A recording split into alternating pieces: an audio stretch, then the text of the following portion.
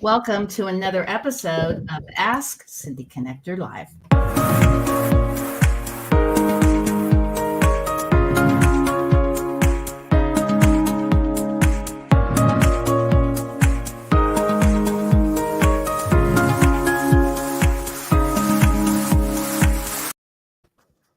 Cindy here over at Ask Cindy Connector Live. Make sure you go to Facebook, Instagram, and TikTok and hit that follow button. And if you go to Ask Cindy Connector Live on YouTube, subscribe, comment, and share this very video either to Facebook or LinkedIn, I'll gift you a 5-night hotel stay. Just tag Ask Cindy Connector Live. So today, of all days, is National Streaming Day. And here we are streaming today at 1, 2 o'clock, and 3 o'clock. And it's Pizza Party Day. So whether you're in Northern California, Southern California, or anywhere around the nation, hashtag Pizza Party Day. And you're going to also hashtag Ask Cindy Connector Live and National Day Calendar. And of course, tag your favorite pizzeria. Support local. So a little bit about the show. I'm a client retention specialist. I help small businesses show gratitude to their clients. And I also have a StreamYard video podcast mastery. So if you want to have a podcast just like this, simply go to AskCindyConnectorLive.com. And if you'd like to learn about the client retention services I provide, go to SurfCityAlohaMarketing.com. So back by popular demand, we have two guests this week that are back by popular demand. Mrs. Howe, she's going to talk about special needs planning, but first let's watch this video.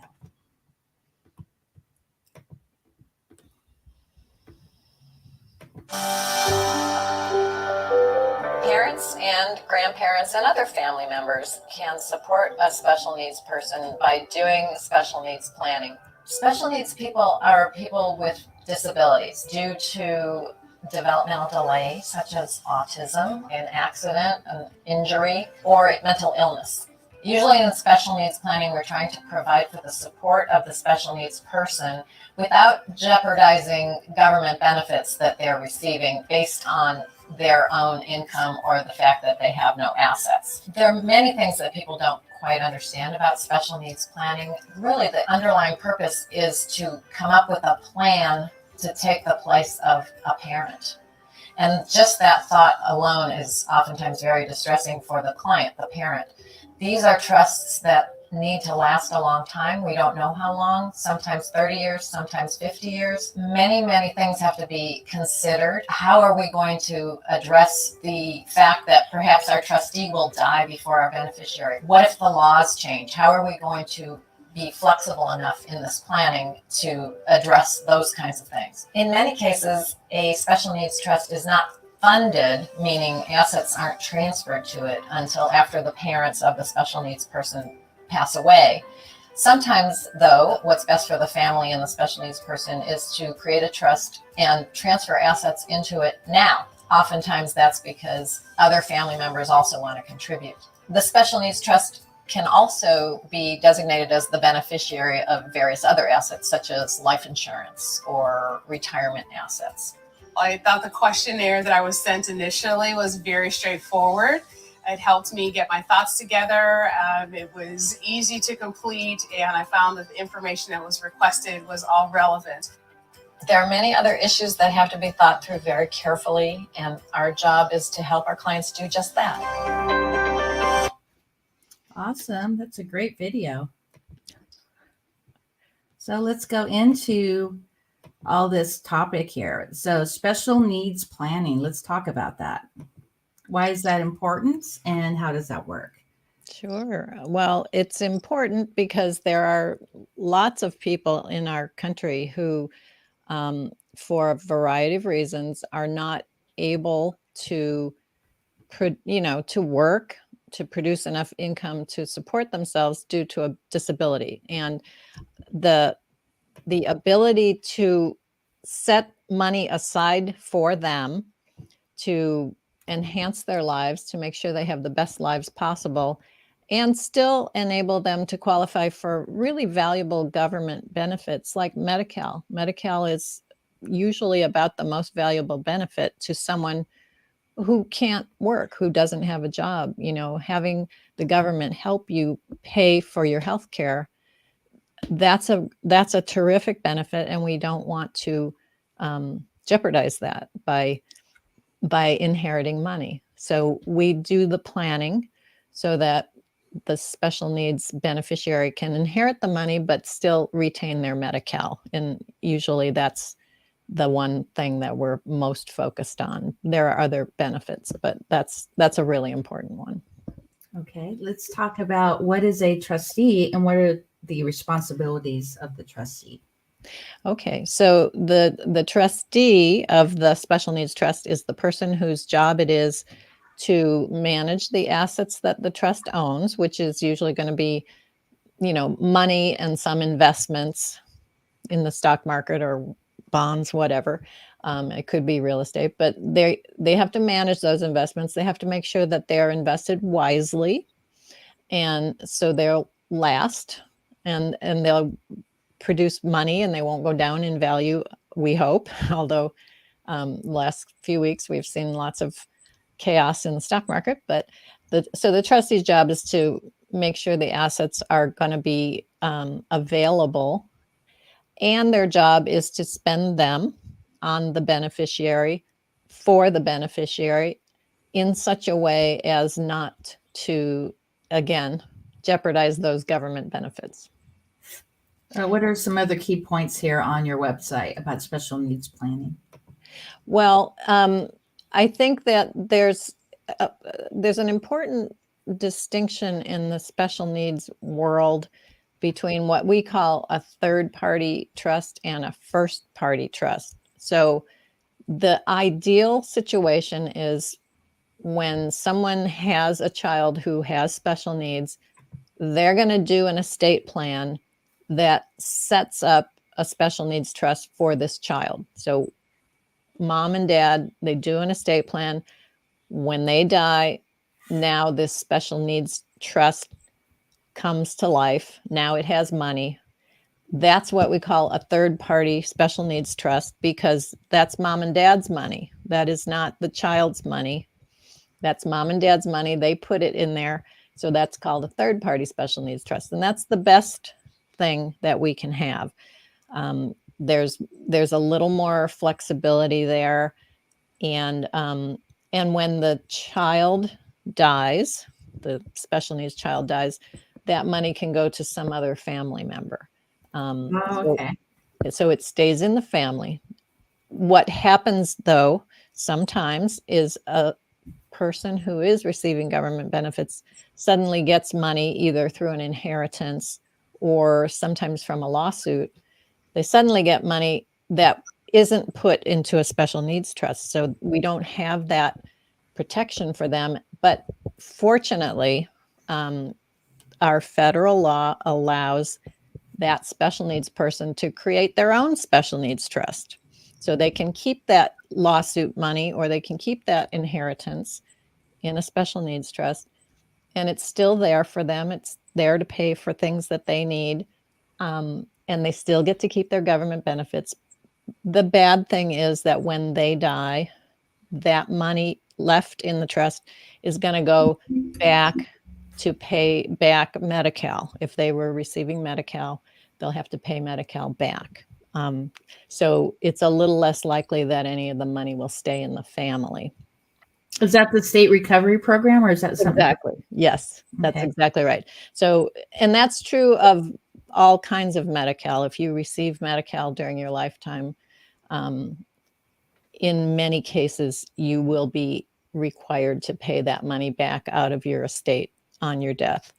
But you can do some planning to avoid that. So it's always about planning ahead in every case. You know that. What is the ABLE account? Okay. Well, an ABLE account, it's a rather new thing that is, it's actually recognized in the Internal Revenue Code, I think is where it lives. It's a special kind of savings account that people who receive these government benefits that we've been talking about, Medi-Cal or SSI, when you're receiving those benefits, you have an asset limit. You're only allowed to have $2,000 plus a few other kinds of assets. And then if you have more than that, you lose your eligibility. But the ABLE account is a new thing. Now people are also allowed, in addition to all the other things they can have, $2,000, a home, a car, etc. They are allowed to have an ABLE account, and that doesn't count against them. So it's kind of nice because some people are disabled such that they qualify for government benefits, but they also are able to work a little bit. You know, they're able to generate a little bit of income. And so the ABLE account is nice for that purpose because it allows them to save their money rather than having to spend it every month to get down below that $2,000 threshold. And other people can put money into the account for them, and that doesn't cause them to lose their benefits. So people are allowed to have up to $100,000 in an ABLE account and still qualify for their government benefits if they qualify otherwise. So it's kind of nice, you know, just because you're disabled doesn't mean you don't, you know, you don't want to save money for a vacation, or you want to save money to buy some big thing that you can't buy on your monthly income. So it's just another way that we are trying through our legislation to create a more flexible and more typical, more conventional life for disabled people, trying to make it a little easier for them to live their best lives. And the Medi-Cal is changing as of July 1st, correct? Yeah, that's a great question. And I'm so glad you asked, because people need to be aware of it. It's very important. In California, the asset restriction on Medi-Cal, as I said, you know, for it varies depending on the type of Medi-Cal, but basically comes down to kind of that $2,000 plus a house, plus a car, and a few other things. Starting July 1st, that $2,000 is going to be bumped up to $130,000. Wow. So you can qualify for Medi-Cal and have $130,000 in your bank account. And so that's really significant. And the other piece is that the plan for California, and it hasn't rolled out yet, but the plan is that by January 1st of 2024, so just about a year and a half from now, they're going to eliminate the asset restrictions altogether. So in that case, really? Wow. Pretty much anyone will be eligible for Medi-Cal if their income is low enough. Yeah. But too late for my situation. So if any of you have watched the show a couple months ago, my mom has had Medi-Cal for a couple of years. Just after being admitted into a nursing home, she did not plan for her future. She did not gift her home to any loved ones or friend.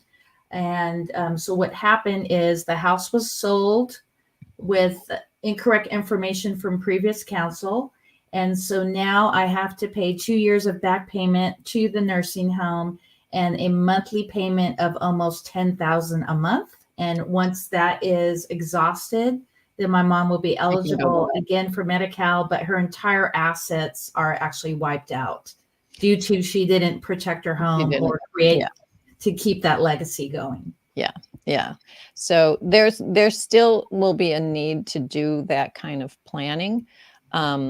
But it eases things quite a bit for people who, you know, they have just a little bit too much assets. You know, if you've got $80,000, that's not a lot. It's really not a lot. And it would be really great if you could qualify for Medi-Cal without having to spend everything down to $2,000. So if anybody runs into that situation, what you have to do is you have to spend down the asset. For instance, dental care, and any kind, say if they need laser work on their eyes, or definitely you want to spend some of that money for burial, because if your loved one passes away and you don't have money for burial, you're going to be in a bit of a situation. It's so important to pay for all that ahead of time. That's right. And Medi-Cal does specifically allows you to prepay for burial, and that doesn't count against you. So yeah, so very, very good point, Cindy. And unfortunately, the law didn't change a couple of years earlier could have benefited your family. And so how does that work going back to my situation? So would my loved one have to plan? Is that 6 months before they get sick, or is it a year? I can't recall exactly. Well, it depends on the planning. I always say, as soon as you think there might be something coming down the road, get some advice, because you can make the wrong decision and you won't even know about it for a couple of years or 10 years. You can make the wrong decision. And that's what happened to you. If you had talked to the right person at that moment, you would have made different choices. And so here you are. But it's always a good idea to get good legal advice very early on. Yes. Because you always have a lot more options. The earlier you start, you have a lot more options.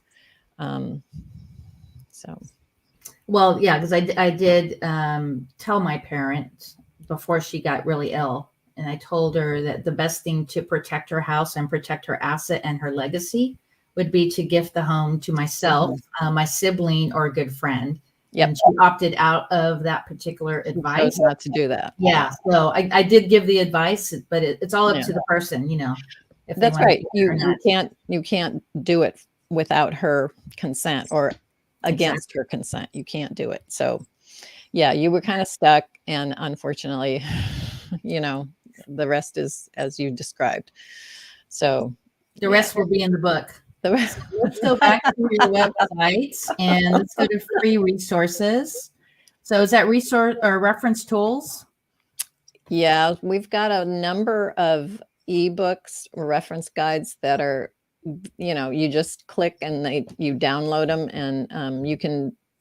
I have lots of people who discover that page and they download them all. They just, I just want to read everything there is, but we try to have as much helpful information there as we can. And that's a special, so that's a special needs, what we call a letter of intent, sort of template or questionnaire. So when you have a child who has a disability, depending on the disability, they may not be able really to talk for themselves. They may not be able to recite their medical history. They may not know their medical history, depending on their disability. And so if you're the parent of a child like that, one of the best things that you can do is leave behind a really thorough memo, describing everything you know about this child. This child doesn't like chocolate. This child is allergic to this. These are the things that the child enjoys and will calm him down, and here's all the medical history that I know. And so we have this sort of a template to help parents write that letter so they can think of all the things that another caregiver would like to know. Because as I said in that video,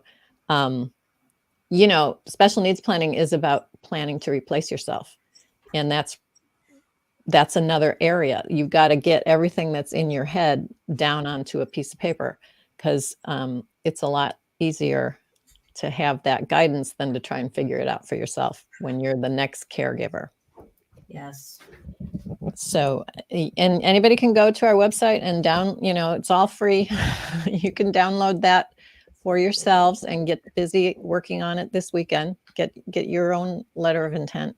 We use them also for parents of minor children, not just children who have special needs, but if something happened to you and you didn't come home from work one day and you have a 6-year-old at home, you would want the next guardian to know as much as they can about your child. So I encourage parents of children of all ages to think about that. Well, that was an amazing interview, as always. So one of the things I like to talk about at the end of the show first off, how will you pay it forward in your business and in the community this weekend? And then we'll go to the next question. Oh, how will I pay it forward in my business and in the community this weekend? Do you have any specials? So you can talk about how you would do that for your client or prospects. And then the second one would be, what are you going to do while you're out over the weekend to make a difference in someone's life? Okay, well, over the weekend to make a difference in somebody's life, I kind of a little bit of a crazy person in my neighborhood. I sometimes go out and pick up all the trash on my street. I love that. I just do. And it's been probably a month or so since I've done it. So I had it in my head I was going to do that. Yeah, it's a sickness, but I can't help myself. I do it. Yeah. And the other thing in my business, one of the things that we are doing is I have a summer associate, a law school student. So I'm mentoring her, and that's it's a lot of fun. You know, I get to do my job, and I also get to help somebody else with their career. And so I'm doing that. Any shout outs to your staff? Of course. Hi, everyone. I have the greatest team that I could even imagine. I'm so fortunate. You very much do. I'm very, very fortunate. Every single one of them, they're very hardworking, and they're kind, and they're helpful, which is very important in my business. And I think important in every business, but in my business in particular. So I have the best teams for sure. Thank you. Thank you for acknowledging that. I appreciate it. Yeah, always. For me, as a pay it forward in my business, I do this. I'm going to talk about at the end of the show. I like to call 5 people every single day to let them know that I'm grateful. It's not about, hey, when you're ready to book travel, do you need help doing client retention? I just want to let you know that I'm grateful. What I'm going to do in the community, well, actually, I'm unable to do in the community because I'm going to be taking a plane lesson tomorrow. I know, yeah. But what I am a part of the community is the Huntington Beach Seal Beach Surfrider Foundation. And tomorrow actually is one of their beach cleanups. So definitely check out hsbsurfrider.com. There's also a Surfrider there in San Francisco. There's one in the Santa Cruz area. So it's definitely a great way to give back and make a difference. It's so important to teach children at a young age to pay it forward, to clean up the streets, clean up the beach, make a difference, tell somebody they're beautiful, they have a great outfit, they have a great smile.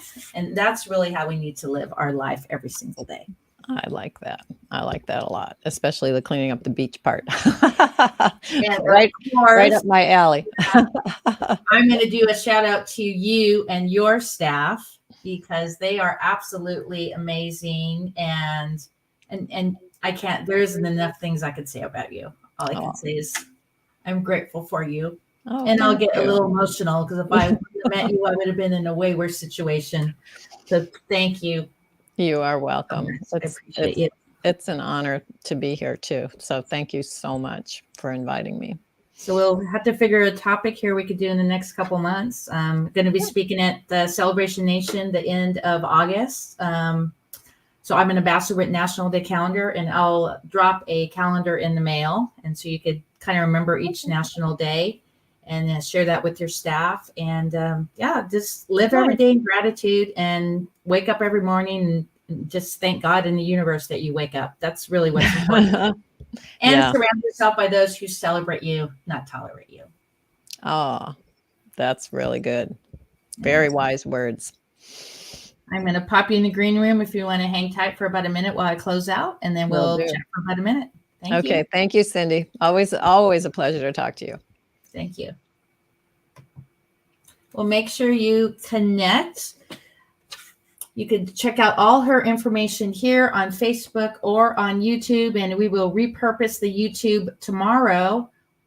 And you could actually share and comment this very video on LinkedIn and on Facebook to get gifted that 5-night hotel stay. Or if you just want a National Day calendar, simply type in calendar here on Facebook or on YouTube. This is Cindy over at Ask Cindy Connector Live. Make a difference, Shaka Baby, and I will see you next week.